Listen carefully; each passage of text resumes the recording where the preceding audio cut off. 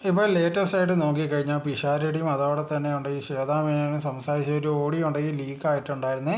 അതിനെക്കുറിച്ചുള്ള സംസാരമാണ് ഇപ്പോൾ സോഷ്യൽ മീഡിയ മുഴുവനും പൊയ്ക്കൊണ്ടേയിരിക്കുന്നത്. അതിലുണ്ടെങ്കിൽ ഇപ്പം നോക്കിക്കഴിഞ്ഞാൽ അമ്മ സംഘടനയുടെ ഇഷ്യൂ കാര്യങ്ങളൊക്കെ നടക്കുന്നുണ്ടായിരുന്നു. സോ അതുകൊണ്ട് തന്നെ പിഷാരടി ഉണ്ടെങ്കിൽ അതിനെക്കുറിച്ചുള്ള കാര്യങ്ങൾ സംസാരിക്കുക, അതിൻ്റെ കമ്മിറ്റിയുടെ കാര്യങ്ങളൊക്കെ നോക്കും എന്നുള്ള രീതിയിൽ നേരത്തെ പറഞ്ഞിട്ടുള്ളതാണ്. അതുകൊണ്ട് തന്നെ നമുക്കറിയാണ്. സോ അങ്ങനെ ഇരിക്കുമ്പോഴത്തേക്കും ഇപ്പോൾ ലേറ്റസ്റ്റ് ആയിട്ടുണ്ടെങ്കിൽ പിഷാരടി ശ്വേതാ മേനോനെ വിളിച്ചിട്ടുണ്ടായിരുന്നു. ആ സംഭാഷണമാണ് ഇപ്പോൾ വെളിയിൽ വന്നിരിക്കുന്നത്. അതിനകത്ത് സംസാരിച്ച ഒരു കാര്യം എന്ന് പറഞ്ഞാൽ ഇത് കണക്ക് ശ്വേതാ മേനോനെ വിളിച്ച് ചോദിക്കുന്നുണ്ട് ഇപ്പോൾ എവിടെയാണെന്നുള്ള രീതിയിൽ. അപ്പോൾ ശ്വേതാ മേനോൻ പറയുന്നത് ഞാൻ ഷോപ്പിംഗ് ആണെന്നുള്ള രീതിയിലൊക്കെ. അപ്പോൾ എന്തോ പരിപാടി എന്ന് ചോദിക്കുമ്പോൾ ഭർത്താവ് മുംബൈയിൽ നിന്ന് വരുന്നെന്നുള്ള രീതിയിലായിരുന്നു ശ്വേത പറയുന്നത്. അപ്പോൾ ഇത് കണക്ക് കളിയാക്കുന്ന രീതിയിലുണ്ടെങ്കിൽ പിഷാരടി പറയുന്നുണ്ട് വന്നിട്ടാണോ പരിപാടി എന്നുള്ള രീതിയിലൊക്കെ ചോദിക്കുന്നുണ്ടായിരുന്നു.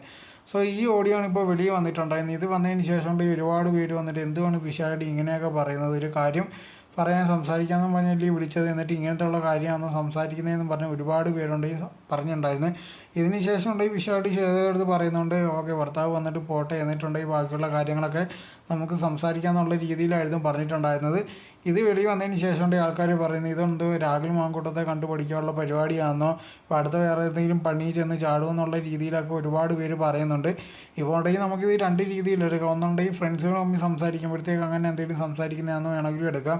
അതല്ലെങ്കിൽ ഇങ്ങനെ സംസാരിക്കേണ്ട കാര്യമില്ല. ഇതിപ്പോൾ നോക്കി കഴിഞ്ഞാൽ ഒഫീഷ്യൽ കാര്യമായിട്ട് വിളിച്ചതാണ്, അതല്ലാതെ ഫ്രണ്ട്ഷിപ്പോ അല്ലാത്ത തമാശ പറയുന്ന സിറ്റുവേഷനിൽ വിളിച്ചതൊന്നും അല്ല. ഇതിപ്പോൾ ഒഫീഷ്യലായിട്ടുള്ള കാര്യങ്ങൾ ഇതിന് അമ്മ സംഘടനയുടെ അല്ലെങ്കിൽ അതിനകത്ത് നടക്കുന്ന കാര്യങ്ങൾ പറയാൻ വേണ്ടിയായിരുന്നു വിളിച്ചിട്ടുണ്ടായിരുന്നത്. അതിൻ്റെ ഇടയിലാണ് ഇങ്ങനത്തെ ഉള്ളൊരു കാര്യം പറഞ്ഞിട്ടുണ്ടെങ്കിൽ സംസാരിക്കുകയും ചെയ്തിട്ടുണ്ടായിരുന്നത്.